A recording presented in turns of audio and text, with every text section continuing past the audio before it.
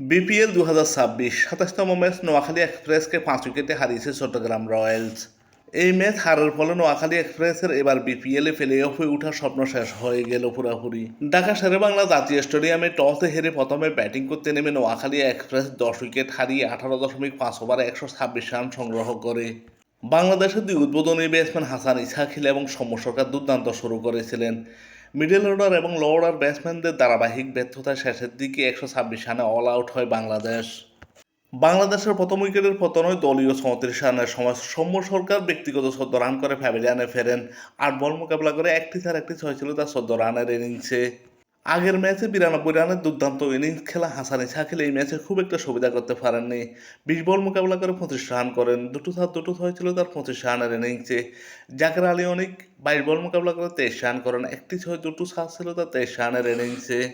এছাড়া ক্যাপ্টেন হায়দার আলী 11 বলে 12 রান করেন, হাবিবুর রহমান সোহান 15 বলে 11 রান করেন, সোহরাব হোসেন শেষের দিকে 19 বলে 22 রান করেন এবং অতিরিক্ত থেকে আসে 8টি রান। নোয়াখালী এক্সপ্রেস 18.5 ওভারে 10 উইকেট হারিয়ে 126 রান সংগ্রহ করে। চট্টগ্রামের হয়ে দুর্দান্ত বোলিং করেন এই ম্যাচে শরীফুল ইসলাম।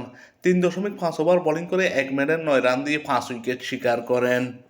মূলত শরীফুল ইসলামের বোলিং তোপে শেষ পর্যন্ত 126 রানে গুটিয়ে দেয় নোয়াখালী এক্সপ্রেস।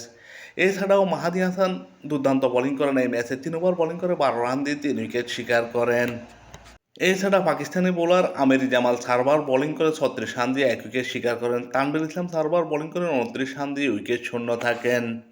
নোয়াখালী এক্সপ্রেসের 126 রানের জবাবে ব্যাটিং করতে নেমে চট্টগ্রাম রয়্যালস 5 উইকেট হারিয়ে 17 ওভারে 128 রান করে অতি সহজে জয় নিশ্চিত করে।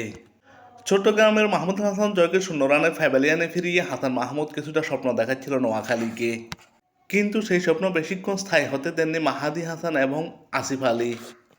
চট্টগ্রামের হয়ে উদ্বোধনী ব্যাটসম্যান মোহাম্মদ নাইম 7 বল মোকাবেলা করে 18 রান করেন, দুটো 4 একটি 6 ছিল তার 18 রানের ইনিংসে। উইকেটরক্ষক ব্যাটসম্যান মোহাম্মদ হারিস খুব একটা সুবিধা করতে পারেননি, 5 বল মোকাবেলা করে 7 রানে প্যাভিলিয়নে ফেরেন। 29 রানে 4 উইকেট হারিয়ে অনেকটা চাপে পড়ে চট্টগ্রাম। এই ম্যাচ জয়ের নায়ক চট্টগ্রামের অধিনায়ক মাহাদি হাসান 36 বল মোকাবেলা করে 49 রান করেন, দুটো 6 7টি 7 ছিল তার 49 রানের ইনিংসে। এছাড়া পাকিস্তানের আসিফ আলী 30 বল মোকাবেলা করে 36 রান করেন, দুটো 6 দুটো 7 ছিল তার 36 রানের ইনিংসে এবং অতিরিক্ত থেকে আসে 60টি রান।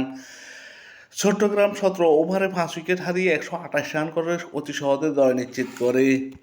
এই ম্যাচ নোয়াখালীর জয়ের সম্ভাবনা গুড়িয়ে দিয়েছে মাহাদি হাসান এবং আসিফ আলী। এই দুজনের ব্যাটিং নৈপুণ্যে মূলত নোয়াখালী এই ম্যাচ হেরে গেল।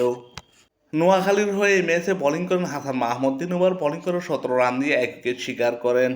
এহসানুল্লাহ 4 ওভার বোলিং করে 23 রান দিয়ে 2 উইকেট শিকার করেন। সোহরাব হোসেন 3 ওভার বোলিং করে 32 রান দিয়ে 1 উইকেট শিকার করেন। এই ম্যাচ পরাজয়ের ফলে এবার নোয়াখালীর প্লে অফে ওঠার সম্ভাবনা পুরোপুরি শেষ হয়ে গেল।